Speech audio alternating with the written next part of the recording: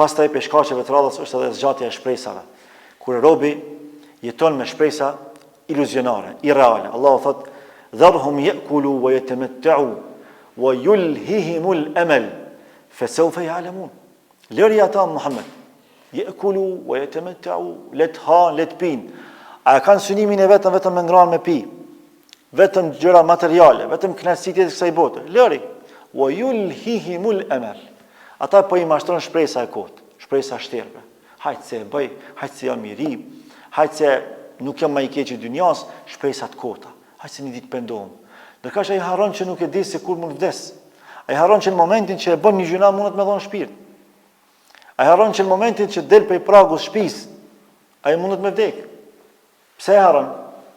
Për shkak se është duke ushqyer zemrën e vet me shpresa të kota, me shpresa shterpe. Dhe kjo tregon për një mungesë shumë të madhe të vetdijes. Vetdia e tij është shumë e ulët.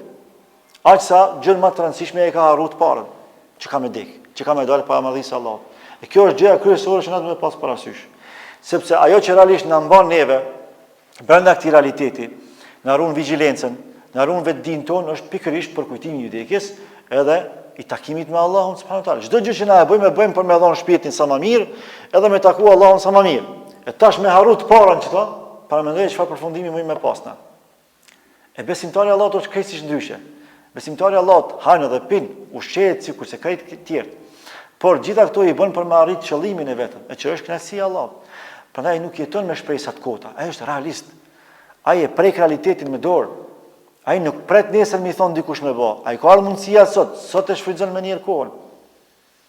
Ai nuk pret dikush me mi thon këshilla që i japin shpresa të kota, me i thon hajt besi ti je i ri, mos u fal, ku të bësh plak shkojsh në haxh, mos e shoh mjekrën hala, se djali i ri po prishesh po dokosh shumë i vjetër.